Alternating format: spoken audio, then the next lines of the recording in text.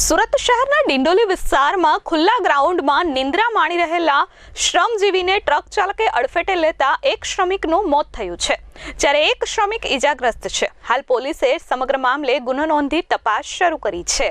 મળતી માહિતી પ્રમાણે 26 વર્ષીય ધીરજ લાલચંદ મૌર્ય અને તેનો મિત્ર 19 વર્ષીય પંકજ કેવટ ગઈકાલે રાત્રે ડિંડોલી ખાતે આવેલા ગુરુદત્ત પોઈન્ટ સામેના ખુલ્લા મેદાનમાં સૂઈ ગયા હતા। આ દરમિયાન આજે સવારે 7:30 કલાકના અરસામાં એક ટ્રક ચાલકે ટ્રક રિવર્સ લેતી વખતે ખુલ્લા મેદાનમાં સૂતેલા આ બંને મિત્રો પર ટ્રક ફેરવી દીધું હતું। બે પૈકી ધીરજ મૌર્યને માથાના ભાગે ગંભીર ઈજા પહોંચતા તેનું ઘટના સ્થળે જ મોત થયું હતું, જ્યારે પંકજ કેવટને પણ માથાના ભાગે ઈજા પહોંચી હતી। અકસ્માત બાદ ટ્રક ચાલક ટ્રક મૂકીને ફરાર થઈ ગયો હતો। આ અકસ્માત અંગે જાણ થતાં ડિંડોલી પોલીસ ઘટના સ્થળે પહોંચી હતી અને ઈજાગ્રસ્ત પંકજ કેવટને સારવાર માટે હોસ્પિટલ ખસેડ્યો હતો, જ્યારે ધીરજ મૌર્યનો મૃતદેહ પોસ્ટમોર્ટમ માટે ખસેડ્યો હતો।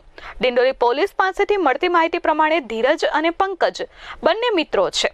તેઓ કચરા વીણીને પોતાનું ગુજરાન ચલાવતા હતા। ગઈકાલે સાંજે બંને કચરો વીણીને આવ્યા બાદ મેદાનમાં પહોંચ્યા હતા અને ત્યાં જ ચટાઈ પાથરીને સૂઈ ગયા હતા। બંને મિત્રો ચટાઈ પાથરી અને ઉપરથી કંબલ ઓઢીને સૂઈ ગયા હતા, ત્યારે વહેલી સવારે આ ઘટના બની હતી। ટ્રક ડ્રાઈવર રિવર્સ લેતી વખતે તેને ધ્યાન ન રહેતા તેને ટ્રક ફેરવી દીધું હોવાનું લાગી રહ્યું છે।